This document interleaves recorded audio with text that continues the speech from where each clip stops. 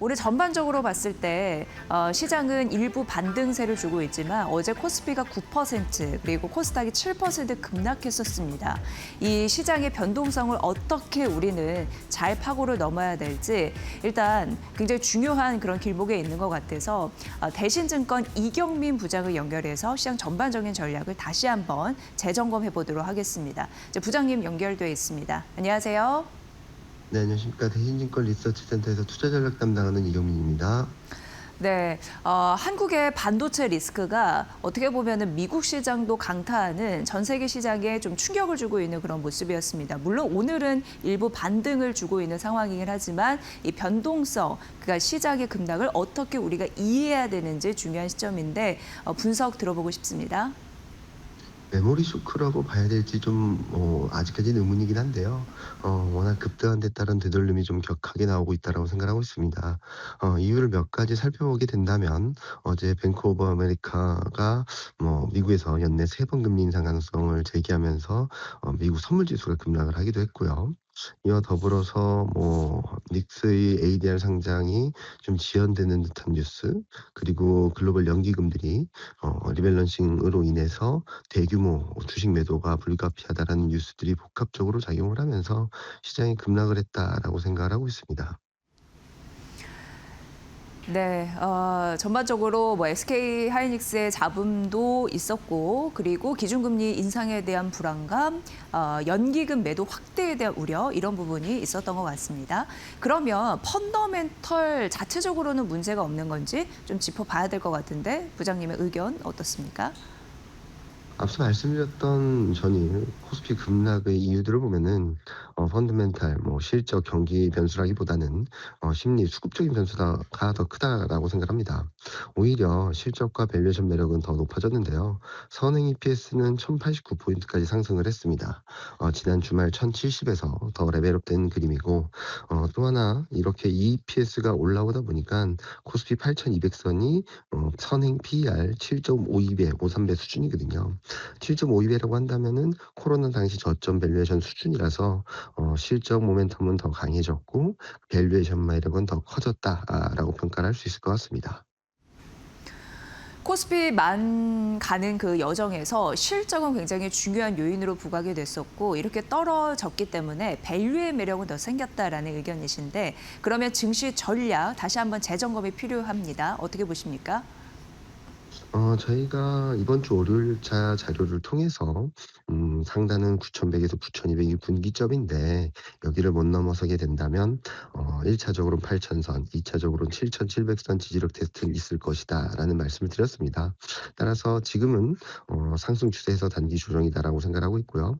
8,000선에서 7,700선을 의미 있는 지지선으로 두고 주식 비중이 이미 많으신 분들은 좀 버티기, 홀딩하는 전략이 맞다라고 보고 있고요. 그리고 주 현금 비중이 있으신 분들은 주도주 중심으로 8전선 전후에서의 비중 확대 전략, 변동성을 활용한 분할 매수 전략 충분히 가능한 시점이다라고 생각하고 있습니다. 네, 이렇게 급락의 충격이 있을 때 우왕좌왕 흔들리기보다는 조정 시 매수 그 비중 확대 전략이 좀 유효하지 않나라는 인사이트였습니다. 여러분들 잘 판단해 보시면 될 것 같고요. 긴급 증시 진단 저희가 짧게나마 좀 들어봤습니다. 이경민 부장님 잘 들었습니다. 고맙습니다. 네, 감사합니다. 어제 삼성전자는 12% 그리고 SK하이닉스는 12% 급락하면서 그 충격이 굉장히 컸습니다. 그럼에도 불구하고 오늘 일부 반등세 좀 나와주고 있는 상황이고요. 근데 대부분 국내 증권사의 그 시장을 바라보는 연구원들의 뭐 얘기를 들어보면 삼성전자, SK하이닉스 눌려도 결국은 제자리를 찾아갈 것이다라는 얘기를 상당 부분 좀 많이 해서 그런 부분 좀 반영해 보시면 될 것 같고요. 마침 또 오늘 아침에 SK하이닉스 KB증권에서 리포트를 냈는데 역시나 380만 원 그 목표 주가를 유지한다라는 리포트가 있어서 여러분께 좀 소개를 해드리도록 하겠습니다. 어제 시장의 충격은 뭐 미국 금리 이후에 저희가 코너에서 미국 금리가 왜 이렇게 중요한지 조금 더 분석을 해드릴 건데 어쨌든 성장을 위해 투자를 많이 해야 되는 입장에서는 미국 금리 고금리였을 때 굉장히 좀 부담이 좀 있기 때문에 그런 부분을 영향을 받아갔던 거고요. MSCI 선진국 지수 편입 불발이 됐습니다. 그런데 지난주에 접근성 관련해서 평가가 좀 안 좋게 나왔다라는 걸 우리는 우리는 이미 인식을 했고요. 그래서 시장은 큰 기대 안 했고요. 그리고 언론에서도 일부 이런 부분을 보도했던 바가 있어서 시장 영향은 그렇게 크지가 않았습니다. 그러니까 결국 이제 매크로 우려 때문에 어제 충격이 있었는데 오늘 일부 되돌리는 흐름들은 이제 자연스럽게 나타나는 거고요. 그리고 이제 중요한 거는 SK 하이닉스 입장에서는 메모리 수요 충족률이 6월만 하더라도 절반밖에 되지 않습니다. 그리고 이제 내년은 더 메모리 공급 부족이 심화될 것으로 예상되는 바 수요가 너무 이제 타이트하다 보니까 공급은 부족하고 역시나 긍정적인 패턴이 메모리 반도체 입장에서는 이어지지 않을까 이렇게 보시면 될 것 같고요. 그리고 이제 중요한 거는 이제 HBM의 가격이 되겠습니다. 내년에 HBM 가격이 어떻게 보면은 D램 마진 가격의 그 축소 그런 부분은 이제 반영이 되면서 100%좀 오를 것으로 예상이 되는데 지금 증설 같은 경우에도 제품을 이제 많이 만들어내고 싶은 마음이 있잖아요. 수요가 이제 타이트하다 보니까. 근데 HBM 중심으로 증설이 되다 보니까 이 범용 D램 같은 경우에는 기존 라인 이런 부분을 쓸 수밖에 없는 상황이기 때문에 어쨌든 이런 부분으로 긍정적인 또 그런 시나리오가 이어질 가능성이 굉장히 큰 그런 부분이 되겠습니다.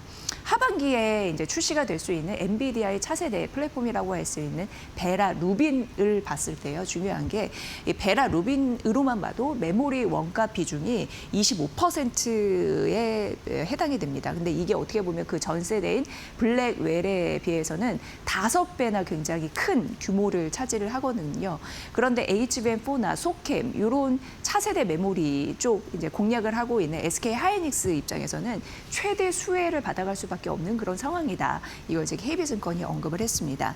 그리고 8월 미국 ADR 상장 이슈 있는데요. 조금 뭐 상장 지연에 대해 될 가능성이 있다라는 리스크 일부 좀 잡음이 들리더라도 어쨌든 상장이 되게 되면 마이크론과 이제 동등한 그 출발선에서 경쟁하게 되는데 밸류의 차이를 극복할 가능성이 굉장히 있다라고 언급이 되거든요. 그래서 결국 SK하이닉스가 우리 전반적으로 매크로 우려 때문에 눌리더라도 이 정상화에 대한 과정을 거치게 되면 결국 제값을 받을 가능성이 굉장히 크다라고 하면서 380만 원 목표 주가를 유지했다라는 점 다시 한번 좀 강조를 해드리도록 하겠습니다. 그리고 2분기 영업이익이 1년 사이 대비해서 8배나 뛸 가능성 여전히 긍정적으로 파악이 되고 있고요. 그래서 69조 원이고요. 영업이익률도 굉장합니다. 77.2%. 그러니까 펀더멘털 자체적으로 하나도 흔들린 게 없다라는 걸 다시 한번 강조를 했더라고요. 이런 조정장에서 오늘 일부 좀 반등이 나오고 있는데 제자리 과정을 잘 찾아갈 수 있을지 여러분도 잘 판단해 보시길 바라겠습니다. 자, 그리고 이제 현대모비스 오늘 전반적으로 시장에서 딱 뛰는 게 눈에 띕니다. 피지컬 AI 관련 로봇주가 오늘 뛰고 있습니다. 그러니까 로봇주 뛸 때 현대차 그룹주 자연스럽게 볼 수밖에 없는 그런 상황이고요. 현대모비스 목표주가 올린 보고서가 하나 나왔는데 한화투자증권에서 나왔고 81만 원으로 목표주가를 올려 잡았습니다. 1년 전만 하더라도 이제 로보틱스 사업을 합니다라고 얘기했는데 1년이 채 되지 않아서 이 보스턴 다이너믹스 로봇 상용화 진입 단계에 있다라고 굉장히 이렇게 빠르게 지금 사업이 되고 있는 상황이거든요. 그런 걸 좀 긍정적으로 바라봤고 예전에는 피지컬 AI의 기술 이런 부분에 대해서 어떻게 이제 구현을 했다면 이제는 소비자의 니즈에 맞춘 그런 제품화 역량까지 기술이 좀 발전했다. 이 부분을 긍정적으로 바라봤습니다. 현대모비스는 이제 액추에이터 부분 잘 보셔야 되는 상황인데요. 예전에 한 5월 정도인가요? 액추에이터 한 35만 개 정도 생산 능력을 키우겠다라고 언급을 했는데 현대차 그룹 내에서 어떻게 보면 그룹 내에서 2.5만 개의 휴머노이드 수요만 봤을 때 액추에이터 100만 개 이상을 추정하더라고요. 그러니까 훨씬 많은 수요가 있다. 훨씬 많은 수요의 액추에이터가 필요할 가능성이 있다. 그러니까 시장 자체적으로 굉장히 크다라는 걸 방증하는 거고 액추에이터 매출만 봤을 때 2조 7천억 원 정도 전망이 되는데 이게 한 28년에서 32년까지 그런 부분 수준을 봤을 때 기간을 봤을 때 이런 수준이 되겠다라고 보시면 될 것 같습니다. 그리고 보스턴 다이내믹스 IPO 이런 이슈 좀 보셔야 되는데 뭐 매수, 매도, 청구권 이런 부분에 대해서 어제 머니코드에서 좀 자세히 설명을 해드렸고요. 또 유상증자에 대한 가능성이 있어서 현대차 그룹이 보스턴 다이내믹스의 지분을 추가적으로 매입했을 때 주가가 추가적으로 상승할 수 있는 촉매제가 바로 이쪽에서 나타난다라고 보시면 될 것 같습니다. 그리고 차량 부품 본원 매출도 좋아서 하반기에 수익성이 조금 더 개선될 수 있는 가능성이 있다고 합니다. 그러니까 로봇의 가치가 더 붙게 된다면 현대모비스는 더 지금보다 튈 가능성이 있다라는 거고 목표 주가 올라가는 흐름도 지속적으로 언급되고 있으니까 본업 플러스 신성장에 대한 모멘텀, 현대모비스의 가치 재평가 이런 부분 잘 살펴보시길 바라겠습니다. 자, 이제 7월 같은 경우에는 앞서서 대신증권 이경민 부장도 언급을 했습니다. 이제 정말 실적 성장으로 간다라는 부분인데요. 그럼 실적이 잘 나올 수 있는 종목을 공략하는 게 굉장히 중요한데 오늘 대신증권의 박강호 연구위원께서 LG 이노텍과 롯데렌탈을 동시에 분석했는데 이 둘을 언급한 결정적인 이유가 있었습니다. 그게 참 인사이트가 있더라고요. 그래서 오늘 박강호 일단 연구위원 연결해서 두 가지 종목에 대해서 점검을 해드리겠습니다. 위원님 안녕하세요. 안녕하십니까. 대신권의 박강호입니다. 네, 연결이 됐습니다. 오늘 LG 이노텍 제가 봤더니 목표 주가가 올라갔는데 130만 원으로 상향 조정하셨더라고요. 그 결정적인 이유가 사실 실적에 있었는데 최근 실적 좋아지는 기업들을 잘 고르는 게 너무나 중요해서요. 일단 LG 이노텍 목표 주가 상향한 이유부터 들어오도록 하겠습니다. LG이노텍의 이제 현재 시점에서 2분기 실적은 저희가 예상했던 것보다 상당히 좋게 나올 것 같습니다. 그동안에 이제 2분기 컨센서스 영업이익 기준으로 약 1,400억 대가 있었는데요. 저희는 약간 2천억 정도 가까이 나올 거로 보고 있습니다. 가장 큰 요인은 역시 이제 작년 하반기에 출시한 아이폰 17의 판매 호조가 2분기에도 이어지고 있고요.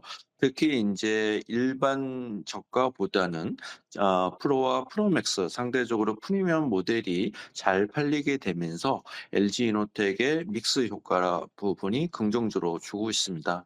두 번째는 우호적인 이제 환율 원달러 상승이 계속 이어지고 있기 때문에 이러한 부분도 이제 이익 확대에 기여가 되고 있고요.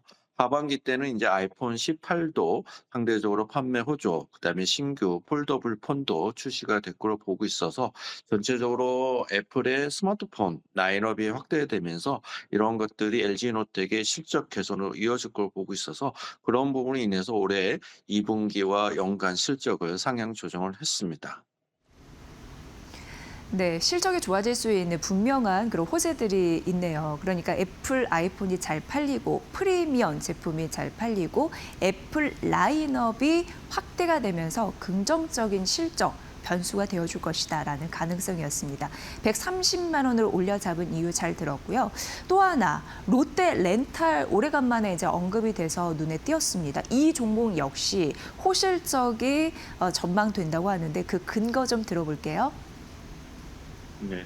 기본적으로 이제 좋은 실적은 예상하고 있었는데요. 이런 부분도 더 확인이 됐고요. 그다음에 3분기도 실적이 더 좋아질 거로 보고 있습니다. 기본적으로 롯데렌탈 같은 경우에는 올해 이 한국을 방문한 외국인 방문객 수가 증가를 하고 있고요. 이런 외국인 방문이 이제 제주도까지도 연결되고 있고 제주도에서 머무는 이용 일수 증가와 국내 이용객보다는 좀 큰 차를 이용하다 보니까 상대적으로 좀 평균 이용 가격이 좀 많이 올라가게 되고 있습니다. 그래서 단기 렌탈 쪽에서 예상했던 것보다는 매출과 이익이 더 늘어나고 있고요. 기본적으로는 이제 장기 렌탈과 중고차 렌트 쪽도 상대적으로 호조를 보이고 있기 때문에 2분기 실적은 시장이 예상했던 것보다는 잘 나오고 왔습니다.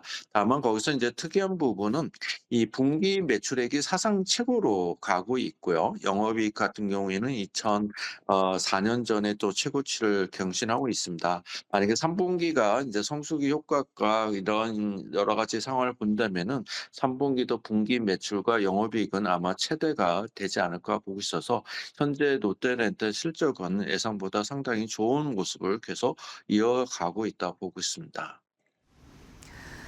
네, 그러니까 기업이 사업을 할 때 최대의 실적을 낼 수 있을 때 그때 이제 주가가 튈 가능성이 있기 때문에 굉장히 그 포인트를 잘 잡아야 되는데 박강호 연구위원님이 말씀하실 때 롯데 렌탈은 2분기 실적도 좋은데 3분기는 더 좋을 것이다라고 분석을 해주셔서 눈에 좀 띄었던 것 같습니다. 그러면 롯데 렌탈 자체적으로 경쟁사 대비 차별화된 경쟁력은 무엇인지 그 점을 좀 짚어주신다면요.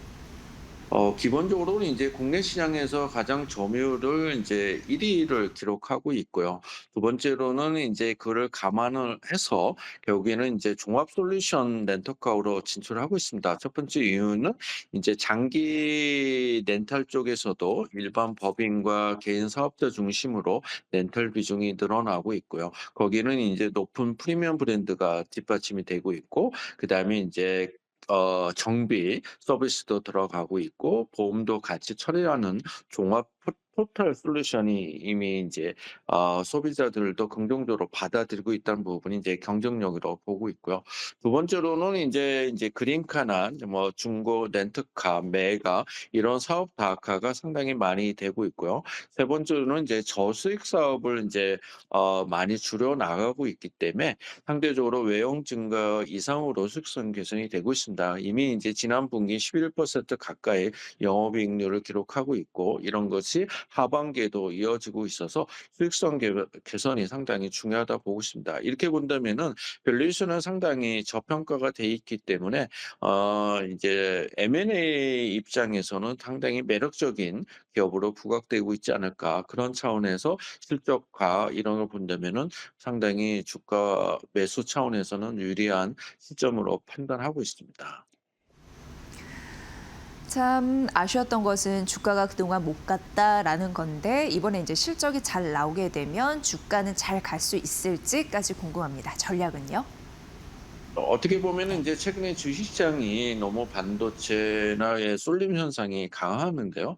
어떻게 보면 이제 7월 달부터는 이제 실적장으로 간다면은 롯데렌탈의 2분기와 3분기 실적을 감안하고 밸류에이션 매력도와 그다음에 이제 M&A가 다시 또 부각이 된다면은 현재 주가에서는 이제 업사이드를 기대할 수 있는 시점으로 판단하고 있습니다. 그런 관점에서 긍정적으로 보시면 좋을 것 같습니다. 네, 7월 실적 장에서 꼭 봐야 할 그런 종목들 소개를 해주셨고요. 오늘 LG 이노텍과 롯데 렌탈 분석 함께 해주셨습니다. 잘 들었습니다. 네, 감사합니다. 네, 대신증권의 박강호 연구위원이고요. 앞으로 실적장에 있어서 도움이 될 수 있는 실적 호전주 저희가 인사이트 있는 전략 잘 챙겨드리도록 하겠습니다. 자, 다음은 ISC인데요. LT 메모리 반도체에서 참 많이 들었던 얘기죠. 장기 계약. 그런데 이 테스트 소켓 역시 장기 계약 체결이 진행이 되고 있고 ISC가 그래서 목표 주가가 올라갔습니다. 이제 테스트 소켓 같은 경우에는 반도체 칩 있고 이제 테스트 장비 있는데 그 소켓이라는 것은 그걸 좀 원활하게 연결해주는 장치다. 이렇게 보시면 될 것 같고요. 워낙 이제 칩 같은 경우에는 고성능화 그리고 면적도 크게 되기 때문에 테스트 이런 거리도 많이 생기고 있고 그래서 전방 산업에서 그 요구사 그러니까 수요가 좀 늘어나고 있는 그런 모습이라고 보여지고요. GPU나 AG 고객사에서 그래서 소켓 수요가 좀 늘어나고 있는 상황이고 전용 라인 확보 요구도 많이 늘어나고 있어서 수요 측면에 좀 든든하다 이렇게 파악이 되고 있는 상황입니다. 테스트 소켓 생산 능력이 3천억 원 정도 바라봤는데 내년 하반기는 더 커질 모양이에요. 4천억 원 정도 목표가 되고 있는 상황이고 베트남과 국내 증설하고 있는데 순차적으로 조금 더 램프업 되고 있는 그런 모습입니다. 하반기에 AI 가속기 공급이 조금 더 구체화될 가능성이 굉장히 높은데 그래서 올해 영업이익 같은 경우에도 긍정적이고요. 1년 새 76% 성장한 그런 목표치가 나올 것으로 예상되니까 실적, 궤도 이런 부분도 함께 만나보시면 될 것 같습니다. ISC 목표 주가 상향 소식 알려드렸습니다.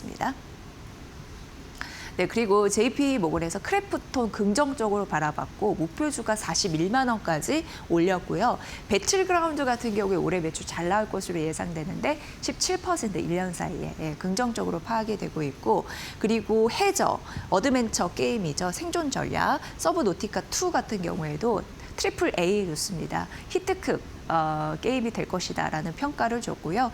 그리고 펠월드 모바일 신작에 대한 기대감 있고 그리고 인조이 같은 경우에도 벌써 긍정적인 데이터들은 나오고 있죠. 긍정적이고요.